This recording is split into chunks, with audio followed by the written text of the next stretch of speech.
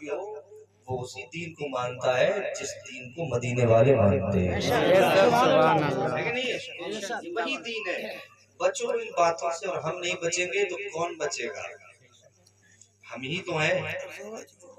دنیا جانے کیا سے کیا کرنا چاہتی ہے، لیکن صبر کا دامن ہمارے پاس ہے، اچھے طریقے ہمارے پاس ہیں۔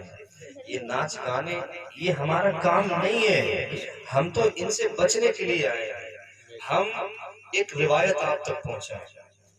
حضرت امام احمد بن حنبل رضی اللہ تعالیٰ عنہ، ان کی ایک حدیث ہے، انہوں نے نقل کی ہے مسند احمد میں۔ وہ لکھتے ہیں کہ جو روپیہ جو ہم کما رہے ہیں، جو ہم نے روپیہ کمایا خون اور پسینہ بہا بہا کے، یہ جو روپیہ ہم نے پیسہ پیدا کیا ہمیں روپیہ ملا، آپ کو پتا ہے کہ یہ روپیہ آپ کو کیسے ملا؟ آپ دلی جا رہے ہوں گے، ممبئی جا رہے ہوں گے، مہاراشٹر جے پور میں کہیں جا رہے ہوں گے، یا کہیں نہیں جا رہے ہوں گے تو کھیتوں میں کام کر رہے ہوں گے۔ آپ نے کبھی احساس کیا یہ روپیہ ہمیں کتنی محنتوں سے ملا ہے؟ آپ کے پھاوڑے اٹھائے کھیت میں کسی لے کے آپ چلے گئے، ہل آپ نے چلایا، پسینہ ٹپکتا رہا، لیکن آپ کام میں لگے رہے۔ آپ باہر گھر سے نکلے، ماں باپ گھر میں آپ چھوڑ کے گئے، بھائی بہن گھر پہ آپ چھوڑ کے چلے گئے، چھوٹے چھوٹے بھائیوں کو گھر چھوڑا، چھوٹی چھوٹی بہنوں کو گھر چھوڑا، ماں باپ کو گھر چھوڑا، تنے تنہا اپنے کپڑے بھرے اور جانے کے بعد میں دلی، جے پور، ممبئی، جانے کہاں حیدرآباد، بنگلور، گوا چلے گئے، اور جانے کے بعد میں آپ وہاں کام کرنے لگے۔ مہینے 6 مہینے، 7 مہینے، 8 مہینے، سال 2 سال گھر واپسی نہیں کی آپ نے۔ کیوں؟ اس لیے کہ آپ کو پیسہ پیدا کرنا ہے، روپیہ حاصل کرنا ہے، لیکن اتنی محنت کے بعد وہی روپیہ آپ لا کر کے ان ناچنے والوں پر لٹاتے ہو، ان ڈانس کرنے والوں پر لٹاتے ہو۔ ارے یہ قوم تو چاہتی ہے کہ یہ ناچتی رہے اور تمہارا پیسہ حاصل کرتی رہے، تمہارا روپیہ لیتی رہے۔ لیکن امام احمد ابن حنبل کی حدیث بھی سن لو، وہ کہتے ہیں یہ روپیہ جو تو نے اتنی محنت سے کمایا ہے، یہ روپیہ جب تو کسی ناچنے والے کو دیتا ہے، کسی حرام کام میں لگاتا ہے، جوئے اور تاش میں لگا دیتا ہے، شراب پینے میں لگا دیتا ہے، یہ روپیہ تو یوں اڑا دیتا ہے، پتہ ہے جب یہ روپیہ حرام کام میں جاتا ہے تب یہ تیرے لیے بد دعا کرتا ہے، تیری ہلاکت کے لیے بد دعا کرتا ہے۔ کہتا ہے میرے مولا آج اس نے اتنی محنت سے مجھے حاصل کیا اور مجھے ناچنے والوں پہ اڑا دیا، مجھے شراب خوری میں لگا دیا، جوئے اور تاش میں مجھے ہرا دیا۔ میرے مولا اس نے میری قدر نہیں کی، تو اس کی قدر مت کرنا، اسے زمین پہ صرف بوجھ بنا کے رکھنا، اس کی عزتیں ختم کر دینا، اس کے گھر کی برکتیں ختم کر دینا، اس کے گھر میں رحمت کے فرشتے مت بھیجنا۔ آج ہم اسی معاملے میں مارے جا رہے ہیں، شراب مسلمان پی رہا ہے، جوا تاش کھیل رہا ہے، ناچنے والوں پہ پیسے لٹا رہا ہے، اور پھر بعد میں گلہ یہ ہے کہ ہمارے گھروں میں برکتیں نہیں ہیں، گلہ یہ ہے کہ ہمارے گھروں میں رحمتیں نہیں ہیں۔ ذرا گریبان میں چھاپ کے تو دیکھو کہ یہ رحمتیں برکتیں ہیں کیوں نہیں؟ یہ ہمارے ہاتھوں کی کمائی ہے کہ جو ہم نے لٹا کر کے اپنے گھروں میں رحمتوں کے دروازوں کو بند کیا ہے، برکتوں کے فرشتوں کو بھگایا ہم نے ہے۔ اگر ہم توبہ کر لیں، سچے وفادار رسول بن جائیں، ان باتوں سے دور رہیں، ناچنے والوں پہ پیسہ نہ لوٹا کر نبی کی محبت میں پیسہ لوٹا دے۔ امام احمد ابن حنبل کہتے ہیں وہی روپیہ، وہ پیسہ جو حرام کام میں لوٹایا گیا ہے، وہ اللہ کی بارگاہ میں بد دعا کرتا ہے۔ میرے مولا اسے تو نیست و نابود کر دے، میرے مولا تو اسے برباد کر دے، میرے مولا تو اس کے خیال میں رحمتیں برکتیں مت بھیجنا۔ زمین پھر بد دعا کرتی ہے، میرے مولا یہاں پہ ان ناچنے والوں نے بھیڑ اکٹھی کر کے میری زمین کو، آج اس تیری زمین کو گندا کر دیا ہے۔ میرے مولا میں چاہتی ہوں کہ میں پھٹ جاؤں اور جتنے ناچنے والے ہیں، جتنے دیکھنے والے ہیں، انہیں اپنے اندر لے لوں۔ امام احمد ابن حنبل فرماتے ہیں زمین الگ سے بد دعا کرتی ہے، یہی وہ کام ہے۔ حضرت امام احمد अपने हम्बल लिखते हैं, नाचने वाला जब नाचता है और पैसा लुटाने वाला जब उस पे पैसा लुटाता है, समंदर की मछलियां उसके लिए बद्दुआ करती है, मेरे मौला ऐसे बर्बाद कर दे, मेरे मौला ऐसे हिलाक कर दे। और सुनो एक हदीस हुजूर नबी करीम के प्यारे सहाबी की है, फरमाते हैं कि नाचने वाला जब नाचता है, जानी जब जिना करता है, शराब पीने वाला जब शराब पीता है, ये सारे बेनमाजी, ये सारे शराबी, ये सारे जुआरी, ये सारे नाचने वाले, ये गाने वाले, ये ढोल बजाने वाले जब जमीन पे चलते हैं तो गुलशन की तितलियां बद्दुआ करती हैं, मेरे मौला इन्हें बर्बाद कर दे, इन्हें हिलाक कर दे। आज तुम सोचते हो कि मुसलमान रुसवा क्यों है, आज सोचते हो खून के आंसू होते हैं, हम अकेलों में बैठ के सोचते हैं हम कि मेरी कौम को क्या हो गया। जहां देखो सताया जा रहा है, जहां देखो परेशान है। अरे अपनी अजानों को बुलंद आवाज से देने की हिम्मत नहीं हमने, अपनी मस्जिदों को वीरान करने के लिए तो है, बचाने की ताकत नहीं बची। ये जलालत हमारे हिस्से में आई है, ये रुसवाई हमारा मुकद्दर बन गई। क्या समझते हैं हम कि ये मुकद्दर हमने अपने आप को अच्छा बनाया है, हमारे अमाल ने मार के रख दिया हमको, हमारे इस घमंड ने चूर चूर कर दिया है हमको, और हम कहते हैं कि बरकतें नहीं है। अंदाजा लगाओ, जब जमीन बद्दुआ कर रही है, जब मछलियां बद्दुआ कर रही है, जब तितलियां बद्दुआ कर रही है, जमीन फटने को कह रही है, मेरे मौला इजाजत दे दे मैं फट जाऊं, इनको अपने अंदर ले लूं। जब इतनी चीजें बद्दुआ कर रही है, बताओ तुम्हारे घरों में रहमतें कैसे आएंगी, तुम्हारे घरों में बरकतें कैसे आएंगी, तुम्हारा रब कैसे तुमसे राजी होगा, तुम्हारा परवरदिगार कैसे कारोबार में बरकतें देगा। तभी तो फिरते रहते हैं, कभी इस मियां के पास, कभी उस मियां के पास, कभी इस पीर का दामन पकड़ो, कभी उस पीर का दामन पकड़ो, कभी इनसे ताबीज ले लो, कभी उनसे ताबीज ले लो, कभी इनसे दुआएं करा लो, कभी उनसे दुआएं करा लो। क्यों? कारोबार में बरकत नहीं है, बच्चा मान नहीं रहा है, बिगड़ा चला जा रहा है, माँ बाप को सता रहा है। मैं इतना बताना चाहता हूँ, तुझे किसी पीर के पास जाने की जरूरत नहीं, किसी से ताबीज लेने की जरूरत नहीं। आज से इरादा कर ले कि न नाचने वालों को देखूंगा, न मैं नाच देखूंगा, न शराब पीऊंगा, न जुआ खेलूंगा, न ताश खेलूंगा, न नमाजें छोड़ूंगा, न इमामों को बद्दुआ दूंगा, न इमामों का दामन पकड़ूंगा, न इमामों से जोर से बोलूंगा, न इमामों की बुराई करूंगा, न इमामों की ज़िबत करूंगा, इमामों के पीछे चलूंगा, उनकी कदर करूंगा, उनकी इज्जत करूंगा। आज से इरादा कर ले कि अपने रब के लिए हर वो काम करूंगा जिससे मेरा रब राजी हो जाए। याद रखो, इधर तेरा रब राजी होगा, इधर सारी दुनिया की कामयाबियां अल्लाह तेरे कदमों में डालता है।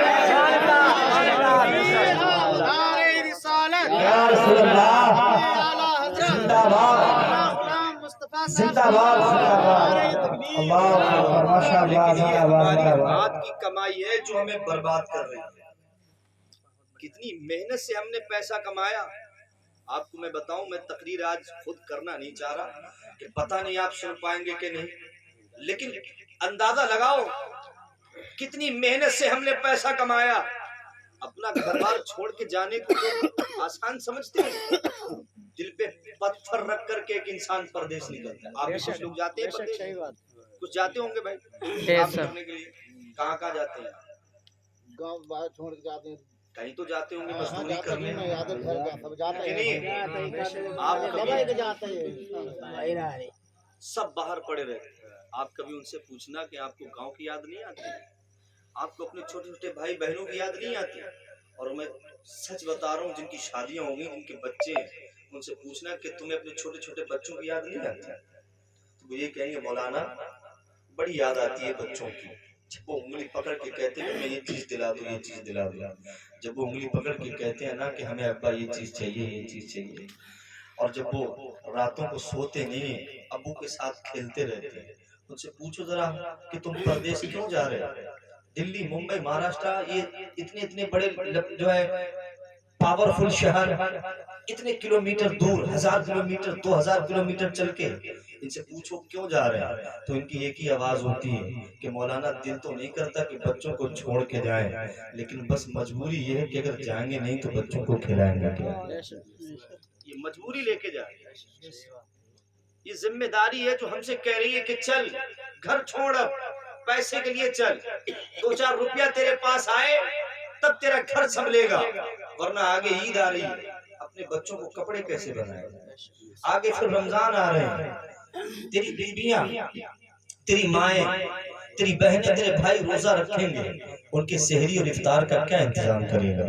چل باہر چل، کچھ پیسہ آئے تو ان کی افطاری کا انتظام کیا جائے، ان کے کھانے کا انتظام کیا جائے، ان کے کپڑوں کا انتظام کیا جائے۔ آسان نہیں ہے ماں باپ کو چھوڑ کے باہر جانا، آسان نہیں ہے اپنے بچوں کو چھوڑ کے باہر جانا، آسان نہیں ہے اپنی چھوٹی چھوٹی بہنوں کو گھر چھوڑ کے باہر چلے جانا۔ یہ دل پہ پتھر لے کے نکلتے ہیں، تب پیسہ کما کے واپس آتے ہیں، اور جب واپس آتے ہیں پھر کس آن بان شان سے آتے ہیں، ہزاروں ارمان لے کے آتے ہیں، امی کے لیے یہ کپڑا خریدوں گا، ابا کے لیے یہ کپڑا خریدوں گا، بہنوں کے لیے یہ چیز لے کے جاؤں گا، بھائیوں کے لیے یہ کپڑا پہنوں گا، آج اپنے بھائی کو ہیرو بنا دوں گا، آج اپنی بہن کو ایسا کپڑا پہناؤں گا جو کسی محلے میں کسی نے پہنا نہ ہو، آج اپنے بچوں کے لیے اتنا بہترین کپڑا خریدوں گا۔ یہ ساری ارمان لے کے گھر آتا ہے، تو نے سوچا نہیں پیارے تم کس گرمی میں رہ گئے، کہاں بہ گئے، اتنی مشکلوں کا کمایا ہوا پیسہ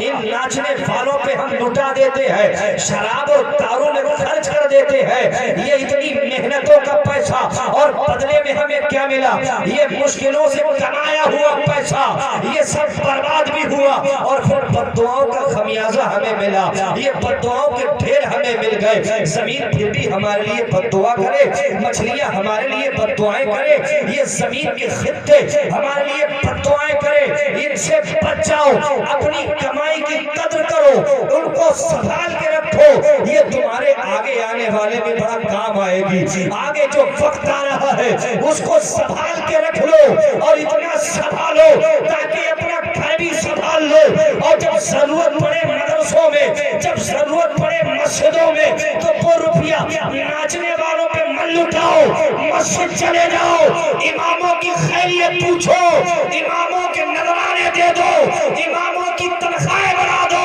میرا ایمان بولتا ہے امام نے خوش ہو کر اگر تیرے لیے دعا کر دی تیرا بیڑا پار ہو جائے گا، ادھر امام خوش ہوگا، ادھر اللہ کی رحمتیں تیرے گھر میں آنا شروع ہو جائے۔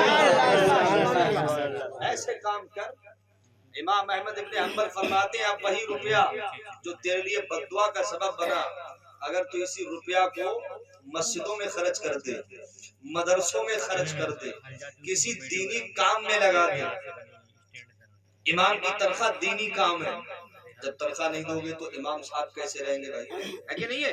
میں جانتا نہیں بھائی آپ نے دی یا نہیں دی، یہ مت سوچنا کہ امام صاحب کو پتہ، میں نہیں جانتا، لیکن میں ایک بات کہتا کہ ہم مولوی ہیں، میں دیکھتا ہوں حالت تم نے بڑا ترس آتا ہے کہ آج بھی ہمارے امام حضرات کوئی اندھیرے میں سو رہے، امام حضرات کوئی پریشانیاں ہیں، مسجدوں میں امام صاحب نماز پڑھانا۔ اچھا ایک بات بتائیے، نماز سے بھی اہم کام کوئی ہے؟ لوگ نہیں نہ ہے، نماز پہلے نماز سب سے اہم کام ہے کہ نہیں ہے؟ ہاتھ اٹھا کے بولو بالکل ہے کہ نہیں ہے؟ سب سے اہم کام نماز، اور یہ اتنی اہم ہے کہ اگر اتنی اہم یہ نماز ہے کہ اگر تھوڑی سی بھی کمی ہوئی تو نماز ہی نہیں ہوئی، ہے کہ نہیں ہے؟ اتنی اہم ہے، اس لیے اسے احتیاط سے پڑھا جائے، بالکل ہوش و حواس کے ساتھ پڑھا۔ افضل العبادات میں سے نماز پہلے نمبر پر، کلمے کے بعد، اسلام قبول کرنے کے بعد نماز پہلا درجہ رکھتی ہے۔ اب آپ بتائیے یہ اتنا اہم کام اور آپ کی نمازوں کو پورا کروا کون رہا ہے؟ امام جب اللہ اکبر کہتا ہے تب مقتدی پیچھے سے اللہ اکبر کہتا ہے، امام جب کہتا ہے اللہ اکبر، امام نے جب اللہ اکبر کہا تو مقتدیوں نے بھی اللہ اکبر کہا، امام نے ہاتھ باندھ لیے मुक्तदियों ने भी हाथ बांध लिए। अब जब तक इमाम साहब अल्लाह अकबर कह के रुकू में नहीं जाएंगे, जब तक कोई मुक्तदी रुकू में नहीं जाएगा। नहीं जाएंगे। ऐसा है? इतने अहम काम में आपको कामयाब कौन बना रहा है? इमाम। आपकी नमाजें पूरी कौन करवा रहा है? इमाम। एक बात मैं आपको और बताऊं, इल्मी बात है, मैं मसला बता दे रहा हूं। क्या पढ़ते हैं नमाज? कुरान शरीफ हमारा सही नहीं, हम जानते ही नहीं। सुभान रब्बियल अजीम पढ़ते हैं। क्या पढ़ते हैं? अजीब। सुभान रब्बियल अजीब है क्या? अजीम जो और जीम का फर्क हम समझते नहीं और कहते क्या है? हो गई हमारी, हो गई। कब्र में पता चलेगा हुई कि नहीं हुई। समझ रहे? अजीम कहते हैं। और सजदे में क्या? सुभान रब्बियल आला। हजरत है कि नहीं? सुभान रब्बियल आला पढ़ते हैं, है क्या? सुभान रब्बियल आला। क्या है? जोर से बोलो, सुभान रब्बियल आला। और आजकल के जो कम पढ़े लिखे लोग हैं वो क्या पढ़ते हैं? सुभान रब्बियल आला। और उसमें धौंस दिखाता है कि इमाम साहब तुम्हारी नहीं हुई हमारी हो गई। बताइए, ये हालत बना रखी है। अब इतना अहम काम, एक बात मैं और बताऊं, सुभान रब्बियल अजीम में जो और जीम का फर्क है।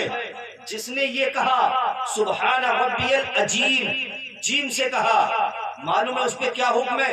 उसने अल्लाह को माज़अल्लाह गूंगा कहा, अल्लाह को माज़अल्लाह बहरा कहा।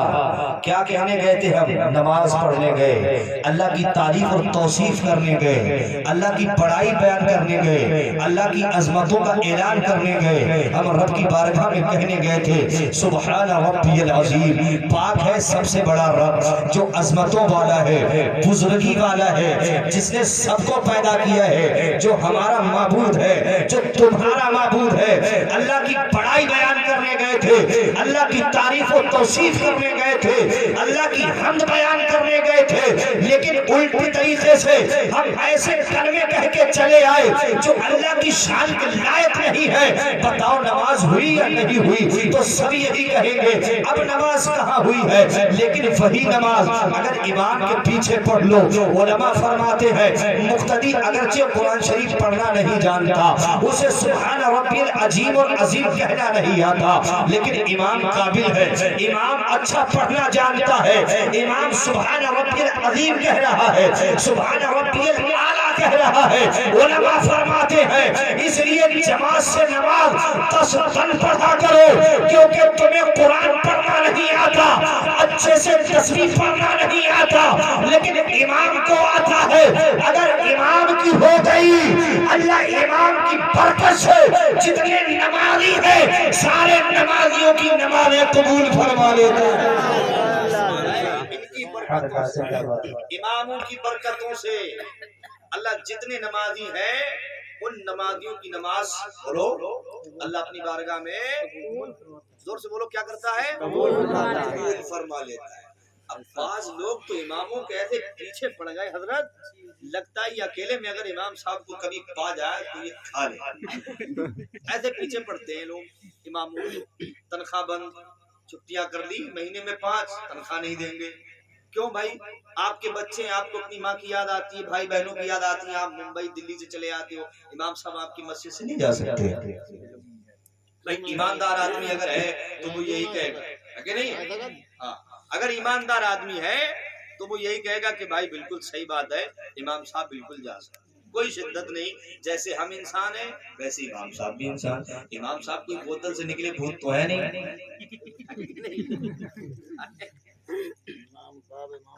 है कि नहीं? ना कोई जिन्न है जो वजीफे पढ़ पढ़ के कब्जे में कर लोगे, अमल कर करके कब्जे में कर लोगे। भाई इमाम है आपके, इंसान है। कौन है? और एक बात मैं बताऊं, बस्ती का सबसे अजमत वाला इंसान आपका इमाम होता है, होता है कि नहीं? इसलिए कि वो आपकी नमाजों को मुकम्मल करवाने का जिम्मेदार है। और किसी दिन अगर इमाम साहब ने गुस्से में किरात गलत कर दी तो इमाम की नहीं हुई तो नहीं हुई, तो ये मत सोचना कि हमारी हो गई। इमाम की नहीं हुई तो फिर किसी की नहीं हुई। ہے؟ اس لیے اماموں کی عزت اس لیے کرو کہ پتہ نہیں امام صاحب. اب دوسری بات یہ ہے کہ امام صاحب آپ کے بچوں کو اللہ کا نام لینا سکھا رہے ہیں. بولو محمد سے اللہ کا نام لینا سکھا رہے ہیں. اللہ تبارک و تعالیٰ کی بارگاہ میں آپ کے بچوں کو جھکنا بتا رہے ہیں, رب کی عظمتیں بتا رہے ہیں, قرآن پڑھنے کے لیے کہہ رہے ہیں. آپ کے بچوں کو قرآن پڑھنا سکھا رہے ہیں. یہ وہ قرآن سکھا رہے ہیں جس کی مثال نہ اس کے آنے سے پہلے تھی نہ اس کے آنے کے بعد میں کوئی لا سکتا ہے. کفار مکہ نے جب قرآن کو چیلنج کیا تھا اور کہا تھا کہ قرآن تو انسانی کتاب ہے, یہ اللہ کا کلام نہیں ہے. قرآن نے کہا تھا فَأْتُوا بِسُورَةٍ مِّن مِّثْلِهِ, اگر یہ تمہیں لگتا ہے کہ اللہ کا کلام نہیں انسانوں کا ہے تو ساری دنیا کے انسانوں کو اکٹھا کر لو, جتنے کفار و مشرکین ہیں سب اکٹھے ہو جاؤ اور قرآن کے مقابل کی ایک آیت بنا کے دکھا دو. کیا بنا کے دکھا دو؟ قرآن کے مقابل ایک آیت. کتنی؟ ایک آیت بنا کے دکھا دو. تھوڑی اور بڑھاؤ تقریر.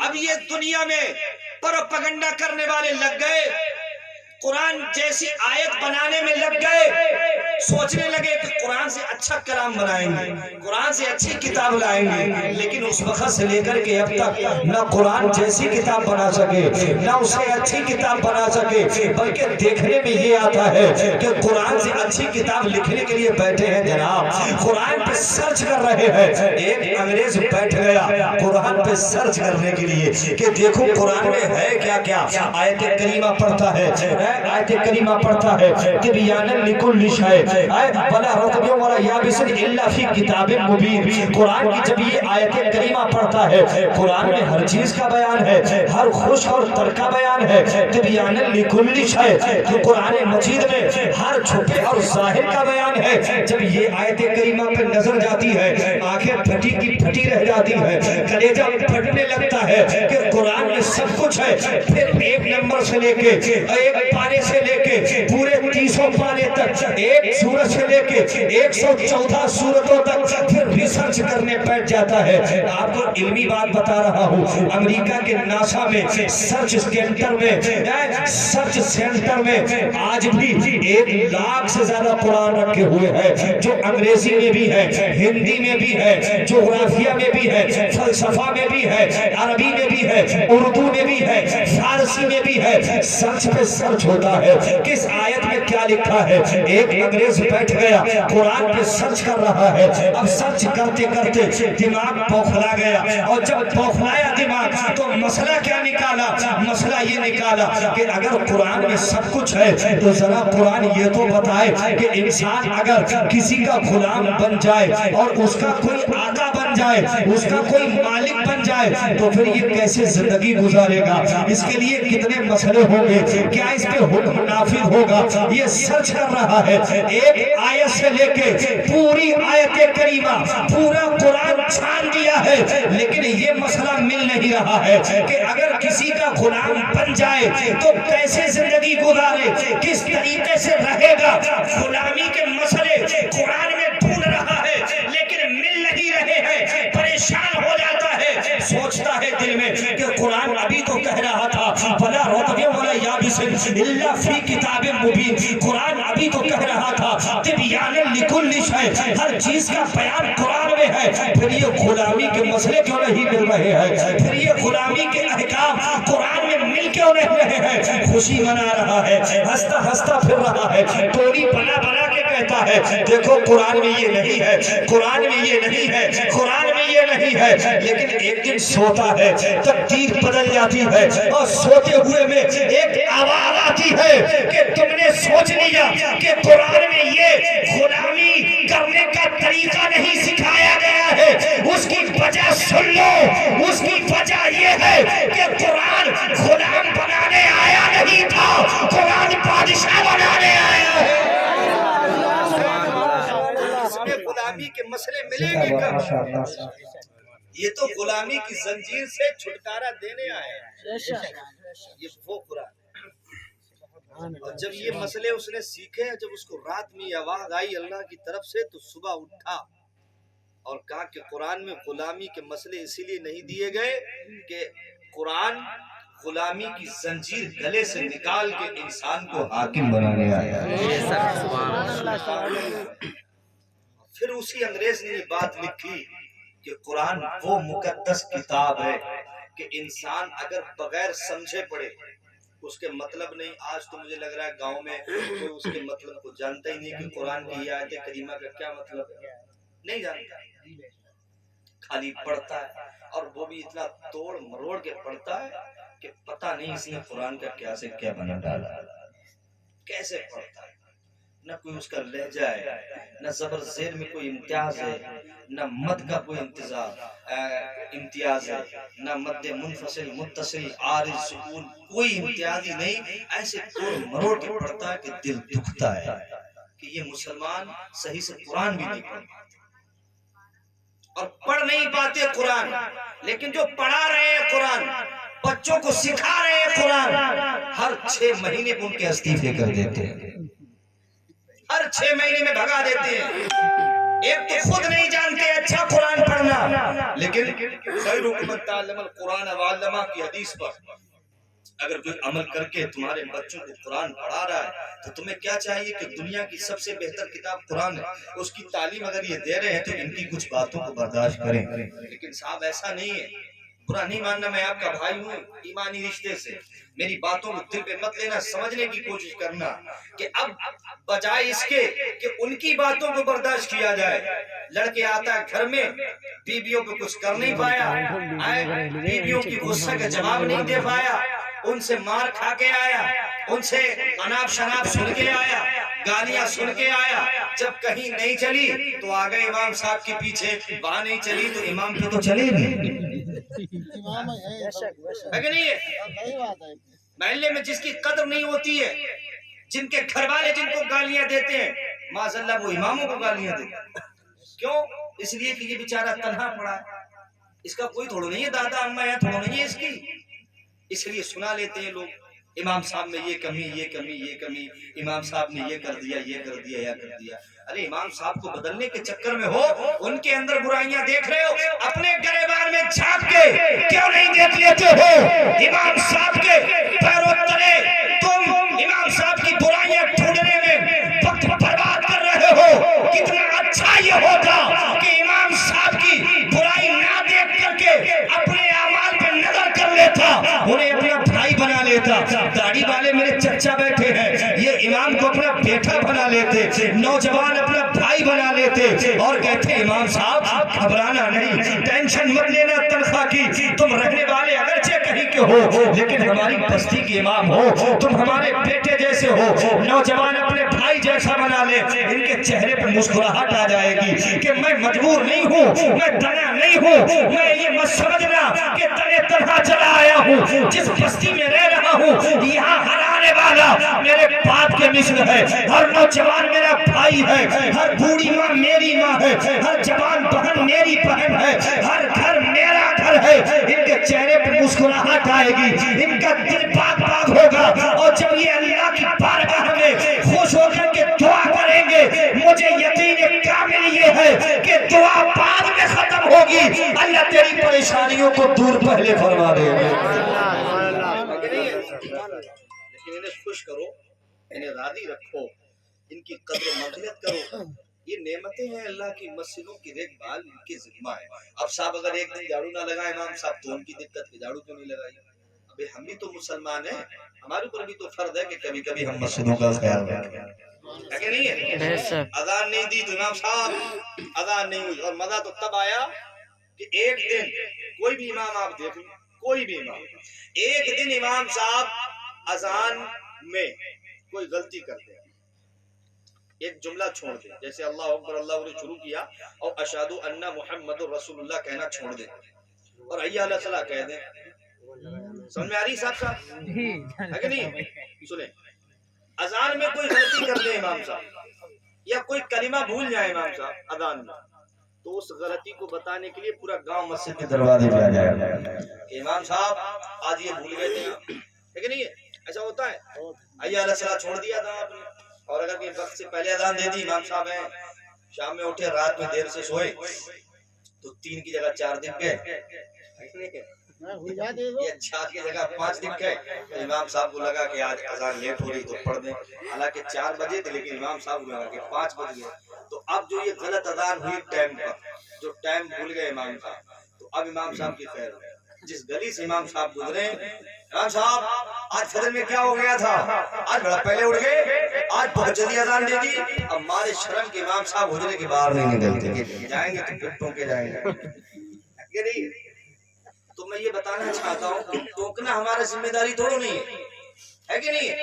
या आप देखें कोई इमाम साहब है, अगर एक जुमला एक कलिमा छोड़ दिया अजान का, यहाँ तक कि हय्या अला सलाह ना कहें और हय्या अला फलाह कह के अजान खत्म कर दें, यहाँ तक कि मर्द तो मर्द है, हजरत मर्द तो मर्द है, औरतें भी बताने पहुंच जाती हैं कि इमाम साहब यहाँ पे आज तुम भूल गए।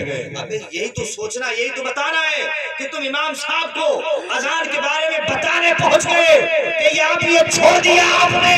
अरे बताने की ताकत रखने वालों, पूरी पूरी अजान सुन लेते हो, बताने के लिए इमाम साहब को खेल लेते हो, मस्जिदों के दरवाजे पे पहुंच जाते हो, ये छोड़ करके जब अजान सुना करो तो नमाज पढ़ने के लिए मस्जिद पहुंच जाया करो, नमाज के लिए पहुंचा करो।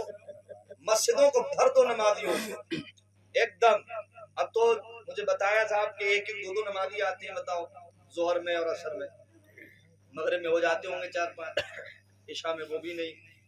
बताइए ये हालत हमने बना रखी है, बड़ा अफसोस होता है। फाइमा कसबत में मुसीबत है, तुम्हारे सर पे जो मुसीबत आई है ये तुम्हारे हाथों की कमाई है।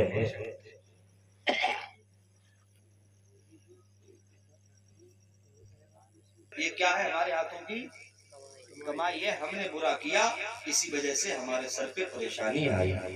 बुरा तो नहीं लग रहा है? बुरा ना लग रहा। अच्छा बनने की कोशिश करिए, आपस में रवादारी रखिए, एक दूसरे से मोहब्बत करिए और एक दूसरे के करीब रहिए। मैं इतनी दूर से आया आपके गांव में, मुझे नहीं पता आपकी आदतें क्या है, और मुझे ये भी नहीं पता कि आप इमाम की बुराई करते हैं या नहीं करते हैं। उम्मीद है कि इंशाल्लाह अपने इमाम को आप परेशान करते नहीं होंगे, और अगर करते भी हैं तो आज से इरादा कर रहे हाथ उठा के इंशाल्लाह इमाम को परेशान नहीं करेंगे। और कोई शर्म वाली बात है? ये भी कोई शर्म वाली बात है? इमामों के पीछे नहीं पड़ेंगे। अगर कोई खामी गलती है, एक बात बताओ, मैं तुमसे ईमानदारी से पूछता हूँ, तुम्हारा जवान बेटा 25 साल का जवान बेटा तुम्हारा अगर कोई बहुत बड़ी गलती कर जाए, बहुत बड़ा कोई काम हो जाए, उससे गलती हो जाए, बहुत बड़ी उससे गलती हो गई, आपने उसे डांटा, फिर उसे समझाया, लेकिन घर से नहीं निकाला। बताइए आप अपने जवान बेटे घर से निकालते हैं? औरतें कहती है ना, आप, मैं आपसे भी पूछना चाहता हूँ, छोटा बच्चा है आप खिला रहे हैं, उसने पेशाब लेटरिन आपके गोद में कर दी, आपने उसे फेंक दिया या अपने दे करके बच्चे को अपने हाथों को धोया? बोलिए कभी आपने ऐसा किया? बच्चे खिला रहे हैं, उसने मुंह दिया और आपने ऐसे फेंक दिया? अरे उसने मुंह दिया, फेंका नहीं जाता है, दूर किया जाता है, फिर अपने आप को धोया जाता है। जवान बेटे से गलती हो जाए, घर से नहीं निकाला जाता, उसे प्यार से समझाया जाता है। यही अकल में बिठा लो कि इमाम से अगर कोई खता वाक़े हो जाए तो मस्जिद से नहीं निकाला जाता, मस्जिद से नहीं निकाला जाता है, बल्कि बैठ के बात का हल निकाला जाता है। इमाम साहब से मोहब्बत की जाती है, उनसे कहो इमाम साहब ऐसा काम ना करो, ये ना करो, ये ना करो, और बहुत ज्यादा टोको भी मत, इसलिए कि अजीम कुरान की तिलावत देते हैं वो, तुम्हारे बच्चों को बेमिसाल कुरान पढ़ाते हैं वो, तुम्हारे बच्चों पे मेहनत शाफ़ा करते हैं वो, तुम्हारे बच्चों की खातिर आकर के सुबह पढ़ाते हैं वो, लेकिन आपने उनके बदले में क्या अता किया है? जगह जगह मीटिंगें लगा लेते हैं। मैंने देखा कई इमामों को ऐसे कई इमामों को मैंने देखा है कि 2-4 मुखालिफ हो गए, होने के बाद में मीटिंगें चल रही हैं, पंचायतें हो रही हैं। अब तुम्हारा हक क्या है इमाम के बारे में गुफ्तगू करने का? तुम हो कौन? कोई मंत्री नहीं हो, कोई विधायक नहीं हो, बहुत बड़े आलिम और मुफ्ती नहीं हो। हैरत की बात है कि अवाम इमाम के बारे में बात करती है, کہ یہ کر دیا یہ کر دیا یہ کر دیا، یہ سب مت کرو. ان کی تنخواہوں کے بارے میں ایک دم پاورفل رہو. یاد رکھو 100 روپیہ اگر امام صاحب دینا جو ہے پڑھائی کی خاطر اگر جا رہا ہے 125 دینے کی کوشش کرو. 200 روپیہ بنا ہے 250 دینے کی کوشش کرو. 250 بنا ہے 75 دینے کی کوشش کرو. یہاں تک کہ تم جتنے مضبوط رہو گے تمہارے بچوں کے سینے میں قرآن اتارا جا رہا ہے.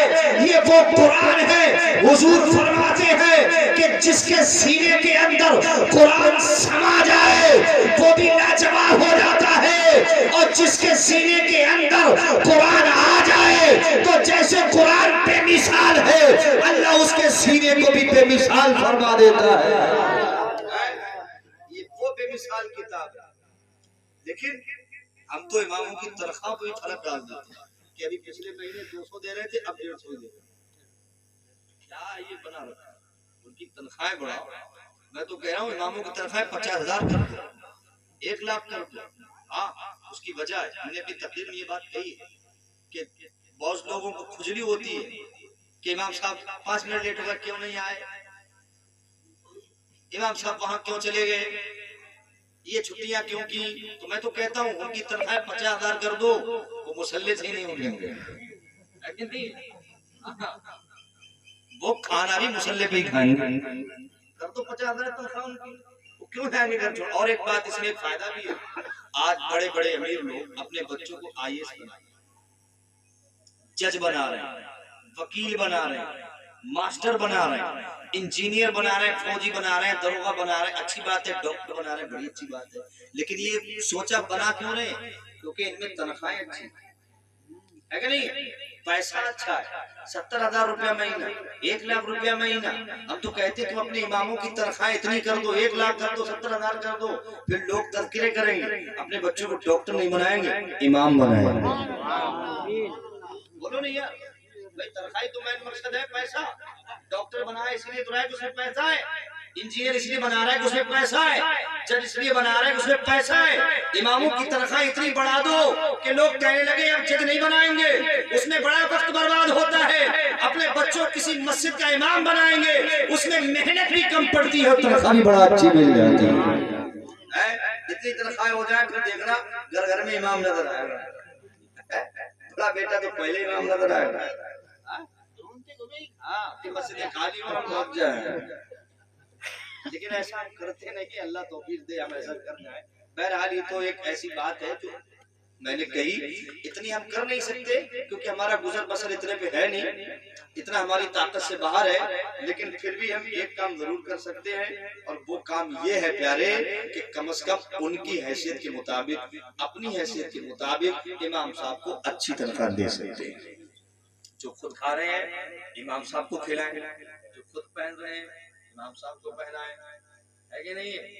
جو ہم اپنے آپ میں بہتر سمجھتے ہیں وہ امام صاحب کے لیے بہتر سمجھیں، اور اپنے بچوں کو بہتر بنائیں. اب دیکھیے 8-8 سال کے بچے، اب میں ایک غضب کی بات اور بتاؤں، یہ 10-10 سال کے بچے، 15-15 سال کے بچے